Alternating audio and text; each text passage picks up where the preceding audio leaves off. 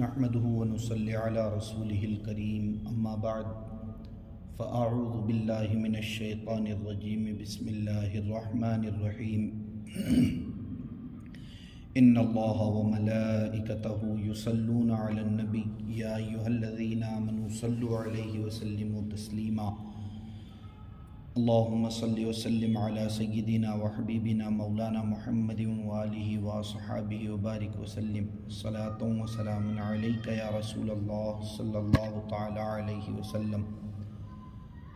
اسلام وہ پودا ہے کاٹو تو ہرا ہوگا، اسلام وہ پودا ہے کاٹو تو ہرا ہوگا، تم جتنا دباؤ گے اتنا ہی یہ ابھرے گا۔ عزیزان ملت اسلامیہ، آج کچھ لوگ یہ کہتے ہیں کہ دنیا چاند پر پہنچ گئی، اور یہ جملہ کہہ کر، یہ بات کہہ کر اسلام کے قانون کو نشانہ بناتے ہیں۔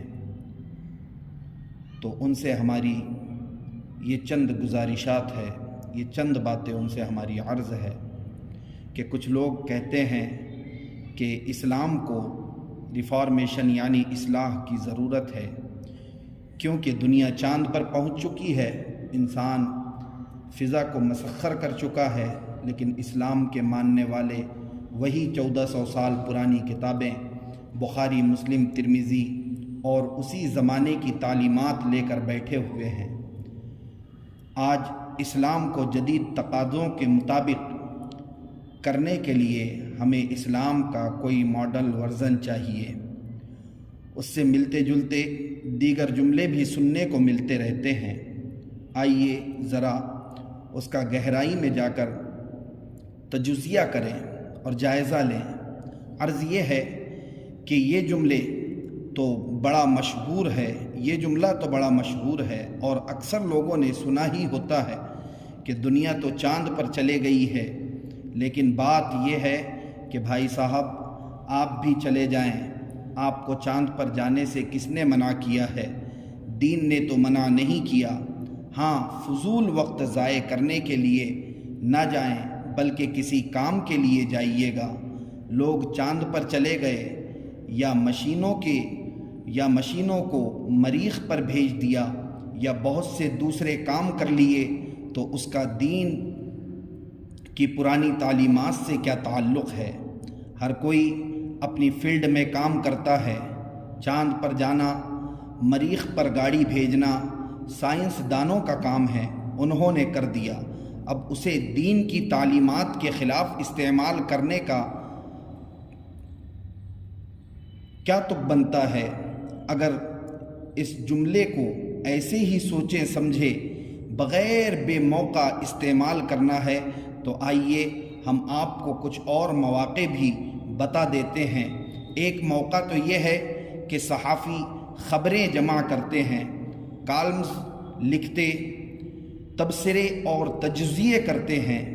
اب انہیں بھی جا کر کہنا شروع کر دو کہ یار تم عجیب لوگ ہو، دنیا چاند پر پہنچ گئی ہے اور تم ابھی خبریں جمع کر رہے ہو، تمہیں کالم لکھنے سے فرصت نہیں ہے، چھوڑو ان کاموں کو اور بس چاند کھیلو۔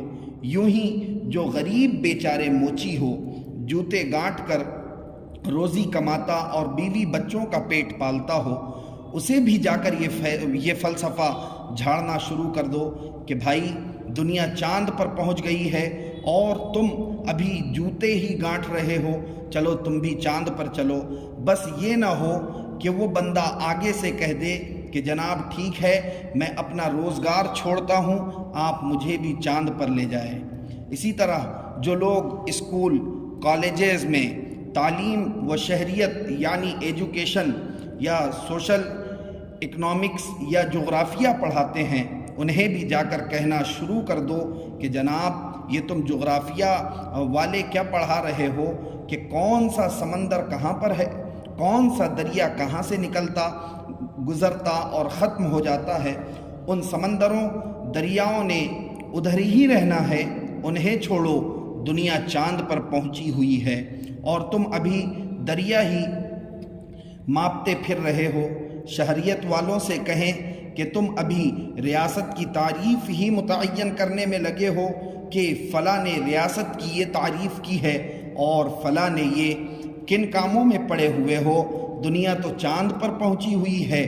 بلکہ کچھ آگے چلیے، ایک آدمی کی مثلاً شادی ہو رہی ہو اور یہ چاند والے فلاسفر وہاں پہنچ جائیں کہ بھائی کمال ہے، تم شادی کے پرانے چکروں میں پڑے ہوئے ہو، حالانکہ دنیا چاند پر پہنچ گئی ہے۔ وہ شادی والا پہلے تو آپ کا منہ دیکھے گا اور پھر پوچھے گا کہ جناب کون سے پاگل خانے سے فرار ہیں آپ؟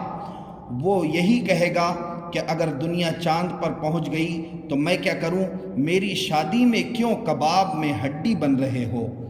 اوپر کی باتیں بظاہر یعنی ظاہری میں مذاق لگیں گی، لیکن حقیقت یہ ہے کہ صحافی کی خبریں جمع کرنے، موچی کے جوتے گانٹھنے، جغرافیہ دان کے سمندر و دریا کی باتیں کرنے، شہریت والوں کی ریاست سے متعلق گفتگو کرنے اور دلہا کی شادی سے چاند پر جانے کی بات جتنی بے جوڑ اور احمقانہ ہے، اس سے 1000 گنا زیادہ اس فضول جملے کو دین کی تعلیمات سے جوڑنا احمقانہ اور باطل ہے۔ حقیقت میں تو اس کا جواب وہی ہے جو قرآن پاک نے ویسے ہی ایسے لوگوں کے جواب میں سکھایا ہوا ہے کہ وَإِذَا خَاطَبَهُمُ الْجَاهِلُونَ قَالُوا سَلَامًا، کہ جب جاہل آدمی ان سے فضول، بیہودہ، باطل اور احمقانہ بات کرتا ہے تو ایمان والے ان سے کہتے ہیں کہ تمہیں سلام، یعنی جان چھوڑو۔ بات یہ ہے کہ جب سامنے والے کی بات کا سر پیر ہی نہ ہو تو وہاں کیا جواب دیا جائے؟ عقل و دانش اور فہم و شعور سے کام لیا جائے تو یہ بات کھل کر واضح ہوتی ہے کہ دنیا بہت وسیع ہے اور انسانی زندگی کے ہزاروں پہلو ہیں۔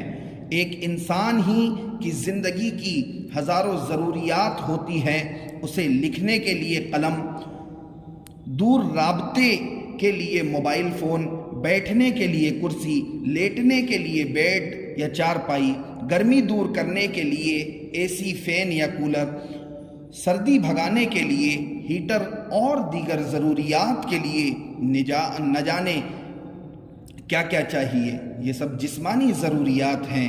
ان کے علاوہ روحانی و قلبی سکون کے لیے بہت کچھ چاہیے۔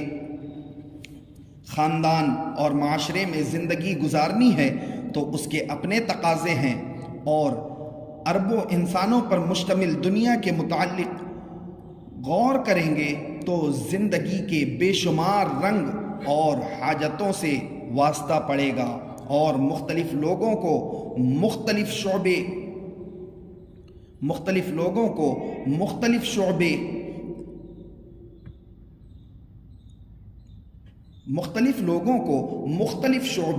اپنا کام کرنا ہوگا۔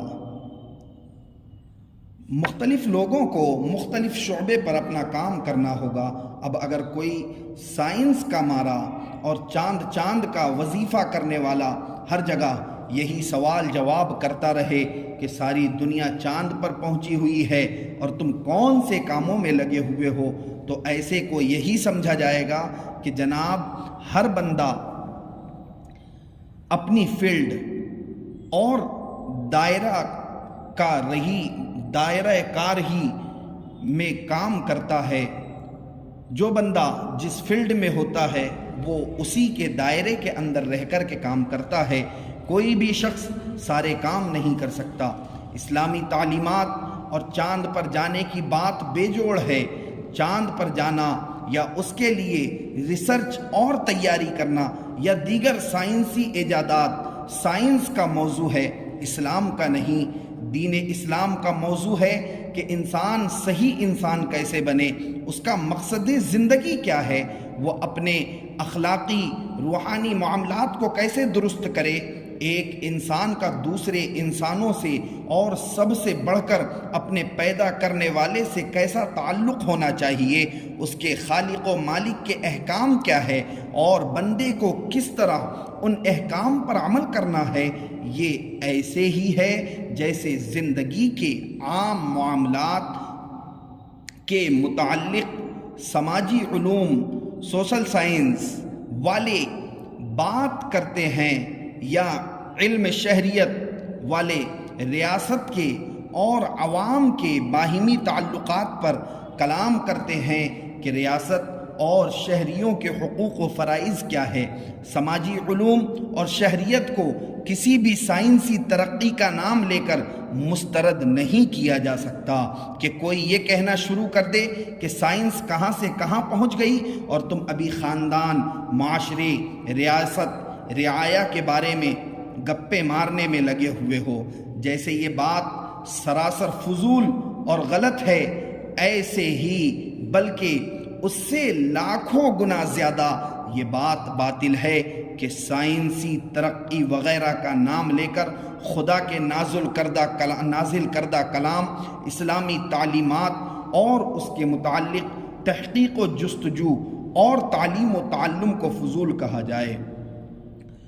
بندوق، توپ، میزائل بنانا تو سائنس کا کام ہے، لیکن اس اسلحے کو، اس چیز کو یعنی بندوق کو، توپ کو، میزائل کو ظلم کے لیے استعمال نہ کرنا سائنس نہیں بتائے گی بلکہ اسلام بتائے گا۔ کیمرہ بنانا سائنس کا کام ہے، لیکن اس کیمرے سے کسی کی ویڈیو بنا کر بلیک میل کرنا حرام ہے، یہ بتانا اسلام کا کام ہے۔